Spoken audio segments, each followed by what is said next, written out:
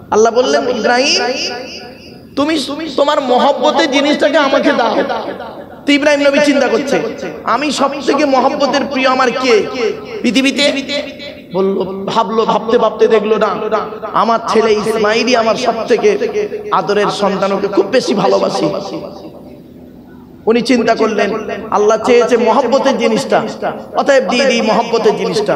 সঙ্গে সঙ্গে ছেলেকে করলো কি, গলায় ছুরি চালিয়ে আল্লাহর রাস্তায় কুরবানি দিয়ে দিল। কোরআন বলছে,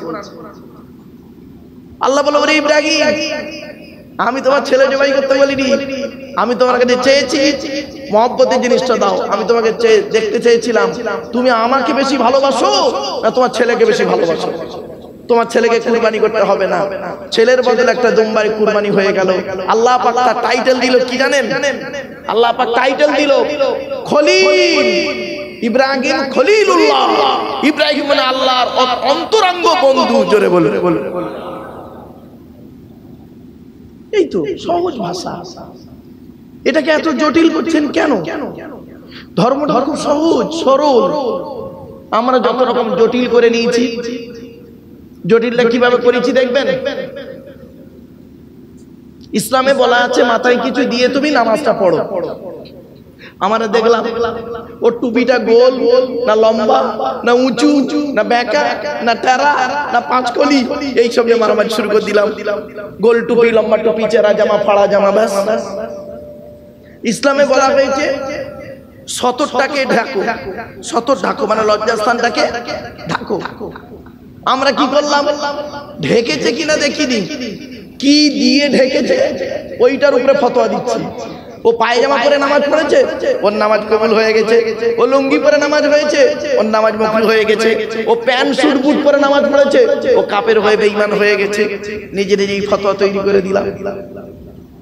বুঝতে পারছেন তো সর্বনাশটা কি করেছি? ছোট্ট একটা প্রশ্ন করি আপনাদের, বলুন দেখি। বক্তারা আপনাদেরকে বলেছেন, আলেমরা বলেছেন, হাদিসও এসেছে, মানুষ মরে গেলে কবরে আপনাদের প্রশ্ন হবে, আমাকে প্রশ্ন জবাব দিতে হবে। মান রব্বুকা, তোর রব কে? মান নবিয়ুকা, তোর নবী কে? মা দীনুকা, তোর দ্বীন কি? এই তিনটি প্রশ্ন হবে তো নাকি বাবা? বলুন একটু। আচ্ছা, কোনদিন কোন বক্তা বলেছেন যে তোর কবরে একটা এক্সট্রা প্রশ্ন হবে, মা সিলসিলাতুকা? মা সিলসিলাতুকের বাংলা মানে শুনবেন তো, সিলসিলাটা কি? তুই কোন সিলসিলার লোক ছিলিস পৃথিবীতে? তবলিগ না ফুরফুরা না বেরেলি না ওয়াহাবি না জামাতে ইসলামী না আহলে হাদিস?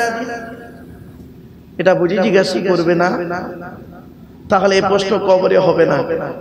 আচ্ছা, কিয়ামতের মাঠে কি আল্লাহ এই প্রশ্ন করবেন যে তুই পৃথিবীতে তবলিগ ছিলিস না ফুরফুরা ছিলিস না বেরেলি ছিলিস না গোল টুপি ভর্তি না লম্বা টুপি ভর্তি? এ প্রশ্ন কিয়ামতের মাঠে হবে না। তাহলে যে প্রশ্ন কিয়ামতের মাঠে হবে না, কবরে হবে না, পৃথিবীতে কয়েকদিন তো বাঁচবেন, তা সেইটা নিয়ে মারামারি করেন কেন মূর্খের মতো? চলুন, যে প্রশ্ন কিয়ামতের মাঠে হবে সেই প্রশ্নের উত্তর আমরা খুঁজতে বের করি, খুঁজতে শুরু করি। কিয়ামতের মাঠে প্রশ্ন করা হবে তুই বাপ স্বামী হিসাবে কতটা ভালো, স্বামী হিসাবে কতটা ভালো, তোর স্ত্রীর সঙ্গে কিরূপ আচরণ করেছিস। আমার মুহাম্মদ সাল্লাল্লাহু আলাইহি ওয়াসাল্লাম তার স্ত্রীর সঙ্গে যেরূপ আচরণ করেছে, তুই কি তোর স্ত্রীর সঙ্গে সেইরূপ আচরণ করেছিস? 2 নাম্বার প্রশ্ন হবে পিতা হিসাবে কতটা ভালো, বাপের দায়িত্বগুলো পালন করেছিস? 3 নাম্বার প্রশ্ন হবে ছেলে হিসাবে কতটা ভালো, পিতামাতার যত্ন নিয়েছিলিস? 4 নাম্বার প্রশ্ন হবে ভাই হিসাবে কতটা ভালো, ফারাইজি অংশটা বোনকে দিয়েছিলিস? 5 নাম্বার প্রশ্ন হবে দুলা ভাই বা দেওর, কি বললাম বাবা? দুলা ভাই বা দেওর, দেওর হিসাবে তুই কতটা ভালো ছিলিস?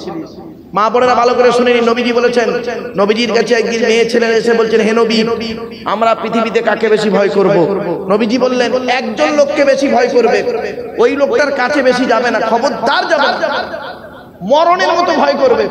মৃত্যুকে যেমন ভয় করো, ওই লোকটাকে তেমন ভয় করবে। বলল লোকটার নাম কি? নবীজি বললেন, ওটা হলো তোমাদের দেওর।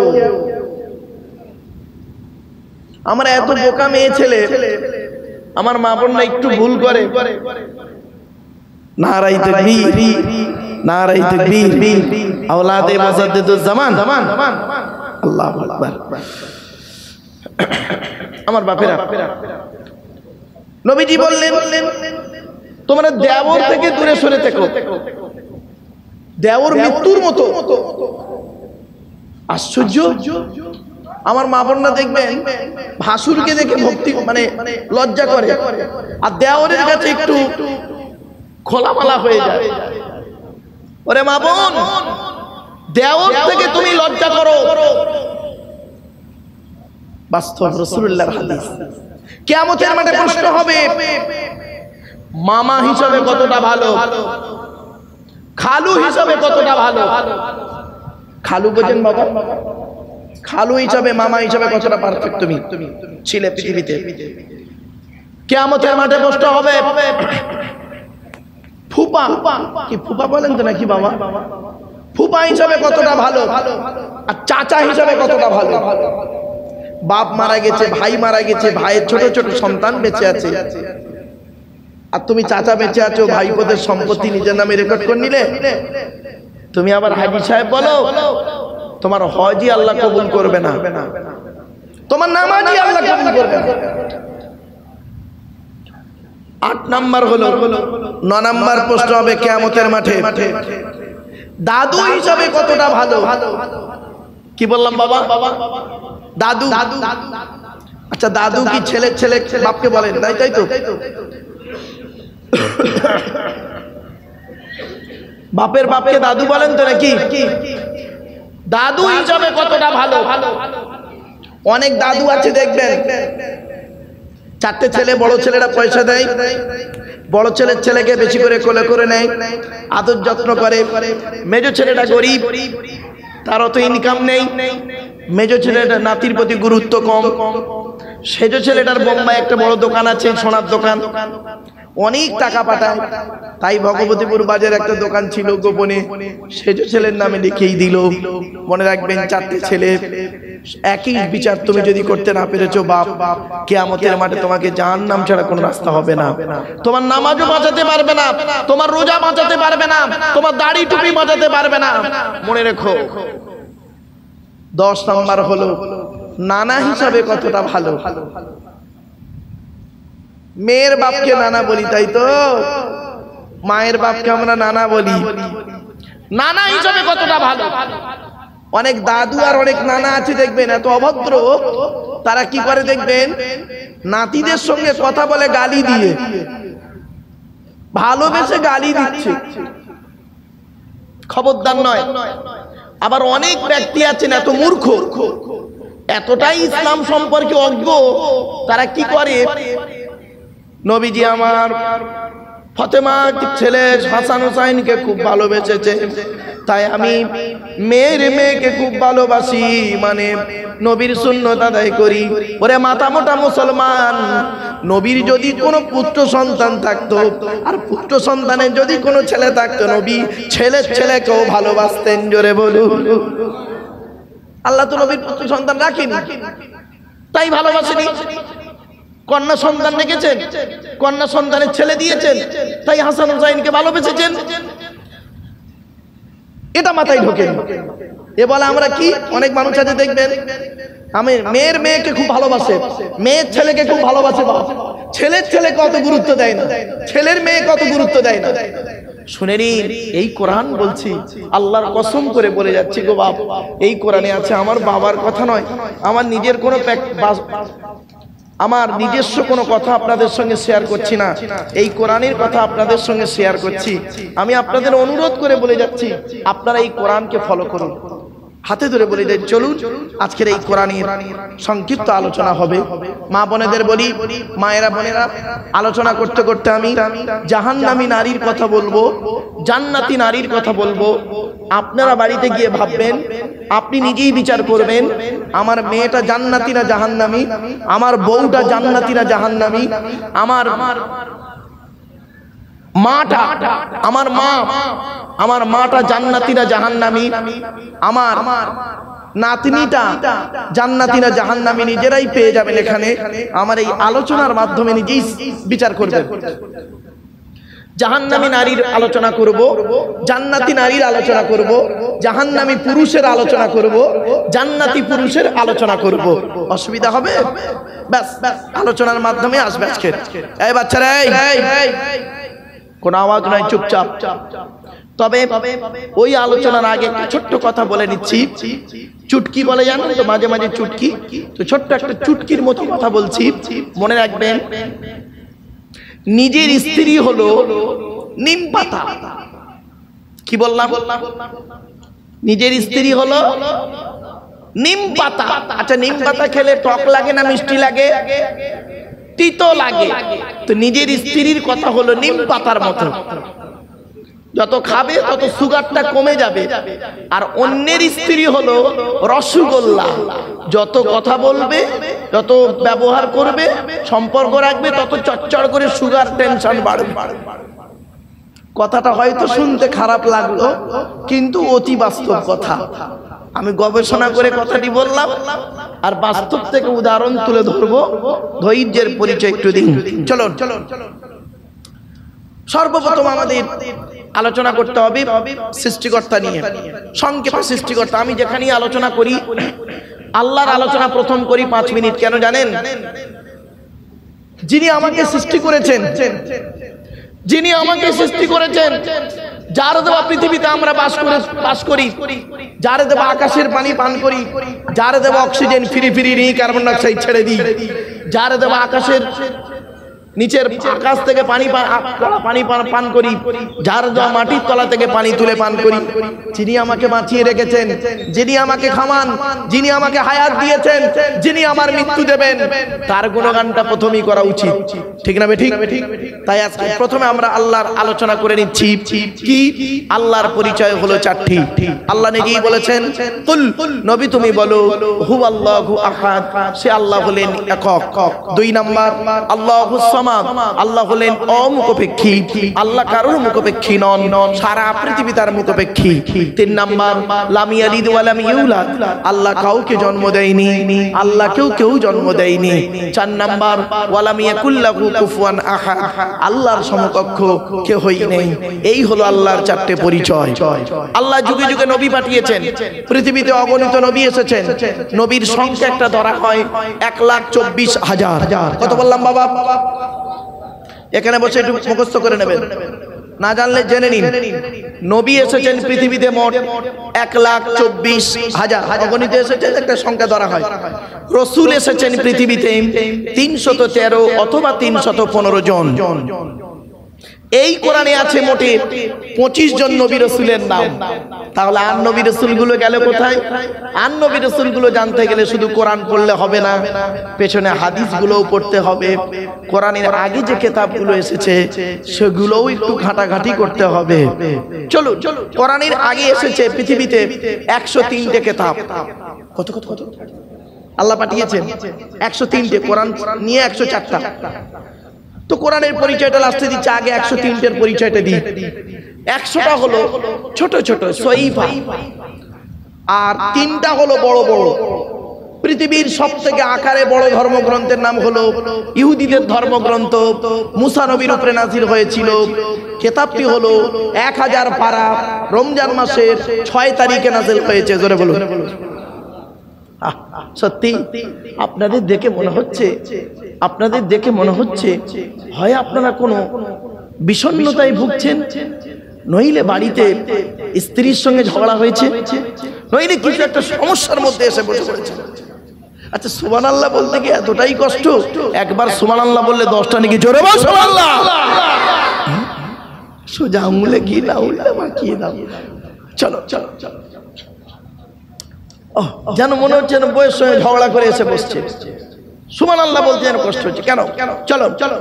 এরপরে আল্লাহ বললেন কি, একটি কিতাব পাঠিয়েছিলেন, তার নাম হলো জবুর কিতাব, দাউদ নবীর উপরে 150 পারা,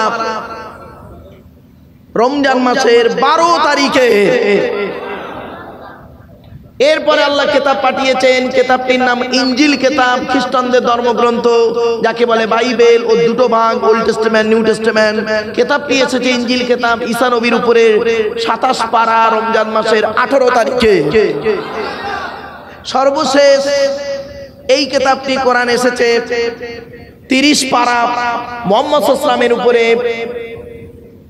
এসেছে। কবে বলে দিচ্ছি, একটু শুনে নিন কোরআনের পরিচয়। এ কোরআন আল্লাহর তরফ থেকে জিবরাইলের মাধ্যমে হযরত মুহাম্মদ সাল্লাল্লাহু আলাইহি ওয়াসাল্লামের উপরে আরবের মক্কা নগরের নিকটবর্তী একটি গুহাটির নাম হলো হেরা। হেরা নামক গুহাতে 610 খ্রিস্টাব্দে 1 ফেব্রুয়ারি সোমবার, কত বললাম, কত খ্রিস্টাব্দ? 610। কত? এগুলো মনে রাখবেন। আজকের কত খ্রিস্টাব্দ? অক্টোবরের কত তারিখ? আজকের 5 তারিখ। তাহলে 5-10-2024 খ্রিস্টাব্দ আজকে। আর কোরআন এসেছে মানে 1 ফেব্রুয়ারি, মানে 2-1-2, তাই তো? 1-2-610। তাহলে 1-2-610 সোমবার ছিল, আর আজকের হলো 5-10-2024। কি বার হলো আজ? শনিবার। মাইনাস প্লাস করলেই পেয়ে যাবেন কতদিন আগে কোরআন নাজিল হয়েছে। বাবাজি, আমার ওয়াজ শুনতে গেলে এই জিনিসগুলো অন্য জায়গায় পাবেন কিনা জানি না, তবে এখান থেকে অনেক জিনিস আপনি জানতে পারবেন। চলুন 610 খ্রিস্টাব্দে 1 ফেব্রুয়ারি সোমবার কোরআনের প্রথম আয়াত নাজিল হলো। ইকরা, রিড, পড়ো পড়ো পড়ো। এই কোরআনে 82 জায়গায় রয়েছে নামাজের কথা, 92 জায়গায় রয়েছে লেখাপড়ার কথা। তাহলে কোন সংখ্যাটি বেশি, 82 না 92? তাহলে লেখাপড়া কেন করো না বাবা? নবীজি বলেছেন, উতলুবুল ইলমা মিনাল মাহদি ইলাল লাহাদ, দোল্লা থেকে নিয়ে কবর পর্যন্ত লেখাপড়া শেখো। এ মুসলমানের বাচ্চা 8 পাস করলো, 9-এ উঠে চলে গেল জরি দর্জি ফুল মেশিনের কাজ করতে, সোনার কাজ, গড়ির কাজ, বলের কাজ, ছেলাইয়ের কাজ, ঝালাইয়ের কাজ, ধুলোর কাজ। আর যদি একটু সেট হয়ে গেল, আর তো দেখতেই হবে না, চিন্তার কোনো কারণ নেই। মনে রেখো, টাকা তোমার সঙ্গে যাবে না, টাকা তোমার সঙ্গে যাবে না, গাড়ি বাড়ি সঙ্গে যাবে না, এসি ঘরটাও সাথে যাবে না, সঙ্গে যাবে, শুনে রেখে দাও, আমার আমার আমার আমার করছো, আমার আমার আমার আমার করছো। 3টে জিনিস নিজের, 3টে জিনিস নিজের, আর বাকি সব অন্যের। কি কি মনে রাখবেন? 1 নাম্বার, তুমি যে জ্ঞান অর্জন করেছো, যে শিক্ষা অর্জন করেছো, যে আমল করেছো, ওই আমলটা হলো তোমার, কেউ নিতে পারবে না, তোমারই থাকবে। 2 নাম্বার হলো তুমি যেটা পরে ছিঁড়ে ফেলেছো, ওই ছেঁড়া মালটা তোমার। আমার গায়ে যে জামাটা আছে, আমি ব্যবহার করে যদি ছিঁড়ে ফেলি, ছেঁড়া জামাটা হবে আমার আমার আমার আমার। 3 নাম্বার হলো, বুঝতে পারেননি, যেটা খেয়ে হজম করে মাল পেছন দিয়ে বের করেছো, ওটাই তোমার, আর বাকি সব অন্য। বাড়ি থেকে ভাববে। আমি একটু হাসির ছলে কথা বলি, কেন জানেন? এটা বাস্তব কথা। তাই সৃষ্টিকর্তা বললেন, তো দেহের মধ্যে 4টে গুরুত্বপূর্ণ অঙ্গ দিয়েছি, ব্রেন, হার্ট, লিভার, কিডনি, এটাকে ঠিক রাখবি। দেহের মধ্যে 9টা ছিদ্র দিয়েছি, 2 নাক, 2 কান, 2 চোখ, 1টা গাল, 7টা সামনে পেছনে। এই 9টা ছিদ্র, এই 9টা ছিদ্রের যে কোনো একটা ছিদ্র দিয়ে তোর আত্মাটা বের করে নেব। কত মানুষ মরে গেছে দেখবেন, লোকটা মারা গেছে, মুখটা খুলে দেখবেন, মুখ থেকে কাপড়টা সরিয়ে দেখবেন, গালটা হাঁ করে আছে। কত মানুষকে দেখবেন মারা গেছে, কত মেয়ে ছেলে বেটা ছেলে দেখবেন মারা গেছে, পেশাব পায়খানা ফিরে ফেলেছে। কত মেয়ে ছেলে বেটা ছেলে মারা গেছে দেখবেন, মুখ থেকে কাপড়টা সরিয়ে দেখবেন, চোখটা বড় করে চেয়ে আছে। কত ছেলে বেটা ছেলে মেয়ে ছেলে দেখবেন মারা গেছে, ঘাটটা পেকে হাতটা খিঁচে আছে। আবার কত নারী পুরুষকে দেখবেন মারা গেছে, কাপড়টাতে মুখটা তুলিয়ে দেখবেন, দেখলে মনে হবে লোকটা ঘুমিয়ে আছে। এবার আপনারাই এখানে বসে সিদ্ধান্ত নিন, কেমন ভাবে মরতে চান। যদি ভালোভাবে শান্তিতে মরতে চান, তাহলে কিছুক্ষণ সময় দিয়ে যান, কোরআন হাদিসের কিয়াসের আলোচনাগুলো শুনে আমল করে যান। অসুবিধা হচ্ছে? হ্যাঁ, বাচ্চাগুলো বুঝতে পারছে? চলো। তাই এবার আসছি, কোরআন এসেছে কবে বলে দিলাম। কোরআনের ভিতরে কি আছে? 30টা পারা, 540টা রুকু, 114টা সূরা, 14 থেকে 15 খানা সাজদা, 7টা মানজিল, 8 থেকে 12 খানা সাক্তা, 6666টা আয়াত, কেউ বলেছেন 6236টা, 3,23,215টা অক্ষর।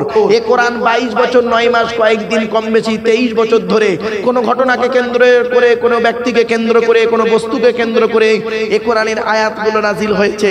6000-এর বেশি আয়াত নাজিল হয়েছে, 12,000 জায়গায় নাজিল হয়েছে। কটা জায়গার নাম জানেন? মক্কা আর মদিনাই তো জানেন, আর জানেন না? মক্কা আর মদিনাই জানেন, 12,000 জায়গায় নাজিল হয়েছে। ভাবতে পারবেন না? এ কোরআনের ভিতরে সবই রয়েছে। কি নেবেন? সবই রয়েছে এর ভিতরে। দুঃখের বিষয় আমরা কোরআনটাকে মূল্যায়ন করলাম না। এ কোরআনকে সারা পৃথিবী গবেষণা করলো, আমরা মৌলবীরা, সকলে নয়, কিছু মৌলবী করলো কি, এই কোরআনটাকে ব্যবহার করলো তেল পড়া, পানি পড়া, ওয়াজ করা, খতম পড়া, তাবিজ পড়া, ঘর বন্ধ করা। আমি আজ পর্যন্ত পাইনি বাবা, যদি কেউ পেয়ে থাকেন আমাকে বলবেন। এই অন ক্যামেরার সামনে বলছি, নবীর যুগে নবীর কোন সাহাবী এসে নবীকে বলেছেন যে হুজুর, ইয়া রাসূলুল্লাহ, আমার ঘরে জিন ভর্তি হয়ে গেছে, আমার ঘরে লোক সর্বনাশ করে দিয়েছে, আপনি 23 হাত লম্বা একটা রড পুঁতে দিন আর আজান দিয়ে আমার ঘরটা বন্ধ করে দিন। অসুবিধা হচ্ছে না শুনতে? আমি জীবনে কোনোদিন কোনো হাদিসে পাইনি, আর আপনাদের আমি চ্যালেঞ্জ দিয়ে গেলাম, যদি কেউ পেয়ে থাকেন আমাকে বলবেন, আমি শিখে নেব যে নবীজি বলেছেন, কোন সাহাবীকে বলেছেন এই তোমার ঘরে জিন ভর্তি, গোড়াগত রড কিনে আনবে আর হাঁড়ি কলসি কিনে আনবে, তাবিজ দিয়ে ঘরের কোণগুলো বন্ধ করে দেবো, জিন আর ঢুকতে পারবে না। আমি আজ পর্যন্ত পাইনি। এই কোরআনটা কিনে আমরা ব্যবহার করলাম ওইভাবেই। এই কোরআনের ভিতরে রয়েছে 1000-এর বেশি আয়াত বিজ্ঞান ভিত্তিক। হাফেজ সাহেবরা কোরআন পড়ে সওয়াবের আশায়, নেকির আশায়। একটা হাফেজ সাহেব বছরে কয়েক শবার কোরআন পড়ে, কিন্তু কোরআন পড়ে একটা সূচের পিছনে ছিদ্র বের করতে পারলো না। একটা বৈজ্ঞানিক এই কোরআনটা মাত্র একবার পড়লো, একটা আয়াতকে নিয়ে গালে হাত দিয়ে চিন্তা করতে করতে করতে করতে মধ্যাকর্ষণ শক্তি আবিষ্কার করে ফেললো, প্লেন তৈরি করে ফেললো, পরমাণু বোমা তৈরি করে ফেললো, রকেট তৈরি করে ফেললো, ফিঙ্গারপ্রিন্ট তৈরি করে ফেললো, চোখের রেটিনা বের করে ফেললো। শুধু তাই নয়, মিসাইল তৈরি করলো। পার্থক্য এই জায়গাটায়। বৈজ্ঞানিকরা কোরআন পড়ে গবেষণা করে বের করে কিছু, আর হাফেজ সাহেবরা কোরআন পড়ে নেকির আশায়। একটা অক্ষর পড়লে 10টা নেকি নবী বলেছেন, অতএব যত পড়বো তত নেকি পাবো। দুনিয়াতে নেকি শান্তিতে থাকি বা না থাকি, কিয়ামতের মাঠে জান্নাতের আশা। কিছু বুঝতে পারছেন আমার ওয়াজ? এই বাচ্চাদেরকে চুপ করান তো, ওদিকে মা বোনেদের কাছে। এই মা বোন, এই আম্মু দুটো উপরে উঠেছে কেন? মা পড়ে গেলে ঠাই, বাচ্চা মেয়ে তো ওর এই উপরটায় উঠেছে। চলেন তো আজকে আমরা কোরআনের একটি প্রথম সূরা, কোরআনের সবথেকে বড় সূরা, সূরাটির নাম সূরা বাকারা, তাই তো নাকি? আবার বলেন না? আচ্ছা, বাকারা মানে কি জানেন? গাই গরু। কি বললাম? গাই গরু। বাকারা মানে গাই গরু। তা কোরআনে একটা সূরার নাম গাই গরু, একটা সূরার নাম চতুষ্পদ জন্তু, একটা সূরার নাম খানজা, একটা সূরার নাম মাকড়সা, আনকাবুত মানে মাকড়সা, একটা সূরার নাম পিঁপড়ে, একটা সূরার নাম মৌমাছি। এরা এইরকম নাম দিলে কেন? এইরকম নাম কেন? মক্কা মদিনা আব্দুল গফফার, আব্দুল জব্বার, করিম টরিম নাম দিলে ভালো হতো রে? আল্লাহর 100টা নাম তো, মুহাম্মদ সাল্লাল্লাহু আলাইহি ওয়াসাল্লামের 100টা নাম তো ওই নামে একটা করে সূরা দিলেই তো হয়ে যেত। এই গরু, চতুষ্পদ জন্তু, মাকড়সা, মৌমাছি, পিঁপড়ে, এই সব দিয়ে সূরার নাম দিল কেন? প্রথম সূরার নাম হলো সূরা বাকারা। বাকারা মানে গাই গরু। এখন যদি কোনো অমুসলিম ভাই আপনাদের প্রশ্ন করে, ও ভাই মুসলমানেরা, তোমরা তো কোরআন কোরআন করে খুব চিৎকার করো, তোমাদের কোরআনের প্রথম সূরাটার নাম হলো বাকারা, গাই গরু, কেন? কি উত্তর দেবেন? লাঠি সরারে মারামারি করবেন? কিন্তু না, উত্তর আপনাকে দিতেই হবে। উত্তরের ভিতরেই আছে, আমরা সেই উত্তরটাকে খুঁজিনি। আজ আপনাদের বলে যাচ্ছি, বা হাতে ধরে বলে যাচ্ছি, আপনারা যখনই ওয়াজ শুনতে যাবেন একটা জিনিসের উত্তর খুঁজে বের করবেন, খুঁজে তবে মজলিস থেকে উঠে বাড়ি যাবেন। একটা জিনিসের উত্তর খুঁজে তবে মজলিস থেকে বাইরে বেরোবেন। যদি খুঁজে না পান, জানবেন আপনার ওয়াজ শোনাটা বেকার হয়ে গেছে। কি উত্তর? কেন? কি বললাম? জোরে বলুন, জোরে বলুন। কেন? কেনর উত্তর খুঁজে বের করতে হবে। আর এই কেনর উত্তর বলতে গেলে বক্তাকে একটু লেখাপড়া শিখতে হবে। এজন্য বলি বাবা, আলেমের ওয়াজ শুনবেন। আমি আগেই বলে দিচ্ছি, আপনাদের এখানে আমি শেষে বসেছি, আপনাদের কি কোনো টাইম নির্ধারণ করা আছে বাবা? হ্যাঁ, মোটামুটি 2-3 ঘন্টা সময় দেওয়া যাবে ইনশাআল্লাহ? হ্যাঁ, আমি বাবা আমার জীবনে কোনোদিন ওই টাইম ধরে ওয়াজ করিনি বাবা, এটা আমার মায়ের আদেশ। আমার মা বলেছিলেন, আব্বা জীবনে যতদিন ওয়াজ নসিহত করবেন, দুটো জিনিস করবে না। এক নাম্বার, বেওয়াজুতে ওয়াজ করবে না। তো বাবা আজ পর্যন্ত আমি কোনোদিন বেওয়াজুতে ওয়াজ করি নাই। এখনো ওযু আছে, আল্লাহ আমার রেখেছে।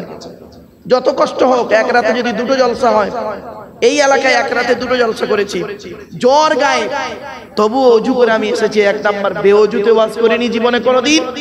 আর 2 নাম্বার, আমার মা বলেছিলেন, আব্বা টাইম ধরে ওয়াজ করো না।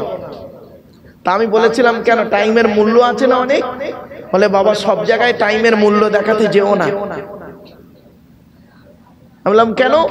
বলে, ধরো তুমি 2 ঘন্টা ওয়াজ করলে, কোরআন হাদিস থেকে 2 ঘন্টা, একটা লোক হেদায়েত হয়নি। তুমি 10 মিনিট বেশি বলেছো, ওই 10 মিনিটের ভিতরে আল্লাহ পাক এমন একটা কথা তোমার জবান থেকে বের করিয়ে নিয়েছে, আর সেই কথাটা 10 জন মানুষ আমল করেছে, কিয়ামতের মাঠে নাজাতের ওসিলা ওটাই হয়ে যাবে। জোরে বল, জোরে বল। তোমার 2 ঘন্টা বোকা বেকার হয়ে গেছে, ওই 10 মিনিট একটা কথা এমন মুখ থেকে বের করেছে। অতএব আল্লাহর ইবাদতের কাজে তুমি টাইম নির্ধারণ করো না।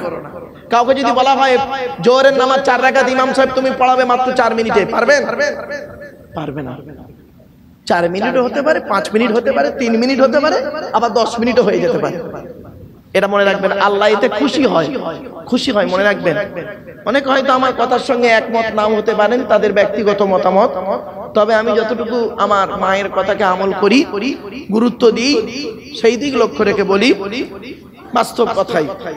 চলো, সেজন্য আপনাদেরকে আমি 2.5-3 ঘন্টা একটু সময় নিয়েছি, অনুরোধ করে বলি, চলেন। কোরআন নাজিল হলো, কোরআনের পরিচয়টা সংক্ষেপে বলে দিলাম। এবারে কোরআন যার উপরে নাজিল হয়েছে তার নাম কি? আমাদের নবী মুহাম্মদ সাল্লাল্লাহু আলাইহি ওয়াসাল্লাম, তাই তো? আচ্ছা, আসুন এবার নবীর পরিচয়টা দিই, তারপর সূরা কোরআনে ঢুকবো।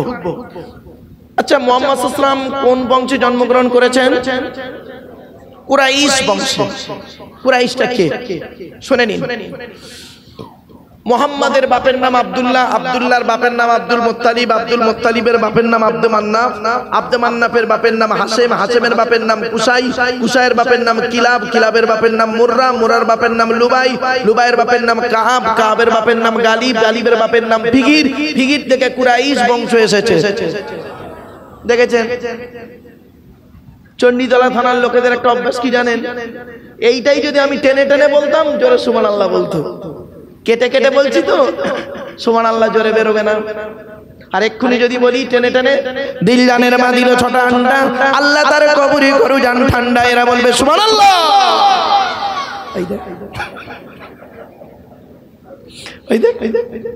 জ্বলন্ত প্রমাণ দিলাম। ও বাচ্চাটা সুবহানাল্লাহ বলে চিল্লে উঠে।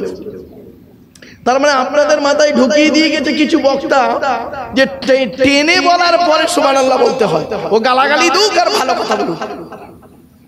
বাবা, ওয়াজ ওটা নয়। নবীজি ওইভাবে ওয়াজ করতেন না। নবীজি যেভাবে ওয়াজ করতেন চেষ্টা করছি বাপ সেইভাবে আপনাদের কাছে নবীর বাণী আল্লাহর বাণী তুলে ধরা। চলো চলো এবার আসছি নবীর পরিচয়। নবীর বাপের নাম আব্দুল্লাহ, মায়ের নাম আমিনা, দাদার নাম আব্দুল মুত্তালিব, দাদির নাম হলো নেতিনা বিনতে খব্বাব ব্রাকেটে ফাতেমা, কেউ বলেছেন সামিরা। নবীর নানার নাম আব্দুল ওয়াহাব জুহরি, নবীর নানির নাম বারিরা বা বাররা, নবীর দুধ মার নাম হালিমা, নবীর দুধ বাপের নাম হারেস, নবীর দুধ ভাইয়ের নাম আব্দুল্লাহ, নবীর বাপের নাম আব্দুল্লাহ, নবীর দুধ ভাইয়ের নাম আব্দুল্লাহ। দুটো যেন এক করে ফেলবেন না। নবীর জন্ম 570 খ্রিস্টাব্দে, ইংরেজি কি মাস ছিল 29 আগস্ট, আরবি মাস ছিল রবিউল আউয়াল মাস 12 তারিখ, মতান্তরে 9 তারিখ, কেউ বলেছেন 8 তারিখ, সোমবার শবে সাদেকের সময় আরবের মক্কা নগরী কুরাইশ বংশে নবীর জন্ম। নবীর বাপেরা হলো 10 ভাই, নবীর মায়েরা হলো 19 বোন। নবীর 9টা চাচা, 18টা খালা, 6টা ফুফু, 7টা ছেলে মেয়ে। নবীর পরিচয় জানবেন না, খালি ইয়া নবী সালামু আলাইকা বললেই হয়ে যাবে। বাহ বাহ, খবরদার নয়, শুনে নিন। আপনি এই কোরআন, আপনি আমাকে ডেকেছেন কেন? আমার পরিচয় জেনে ডেকেছেন। এই প্যান্ডেলওয়ালাকে ডেকেছেন কেন? প্যান্ডেলওয়ালার নারী নক্ষত্র জেনে তবে 1000টা প্যান্ডেলওয়ালার মাঝখানে আপনি এই প্যান্ডেলওয়ালাকে নির্বাচন করেছেন। এই মাইকওয়ালাকে ডেকেছেন কেন? 4-5টা মাইকওয়ালার ভালো করে টিপেছেন, টেপার পরে এইটা টিপতে পারেননি, শক্ত মতো আছে, তাই এইটাকে ডেকেছেন। ওকে ঘুমিয়ে পড়ছে না, জেগে আছে? তুই আছিস তো, থাকবো, পালাস না। যাই হোক, চলো চলো। এই ও দোস্ত পালাচ্ছে নাকি? ওর প্রেমিকা ফোন করেছে নাকি রে? ও আচ্ছা, তাই যা যা যা, পালা পালা যা। ইয়াং ছেলেদের কানে ফোন থাকলে খুব টেনশন। চলো চলো, একটু হাসি চলো, মাঝে মাঝে একটু মাইন্ডে ফ্রি করতে হয়। চলো বা চলো বা। নবীর 9টা চাচা, কটা কটা কটা কটা? 9টা চাচা। কে কে? বড় চাচার নাম হারেস, হারেস, জুবায়ের, মুকাইয়িম, ফাইদা, জাইদা, আবু লাহাব, হামজা, আব্বাস, আবু তালিব। নবীর বাপ হলো আব্দুল্লাহ। এই তো 9টা চাচা বলে দিলাম। চলো বাপ, এবার আসছি নবীর উপরে কোরআন নাজিল হয়েছে। এই কোরআন পড়তে গেলে সর্বপ্রথম কয়েকটা জিনিস লাগবে। কোরআনকে আজকে প্রশ্ন করি, হে কোরআন তুমি বলো তোমাকে পড়তে গেলে কি করতে হবে?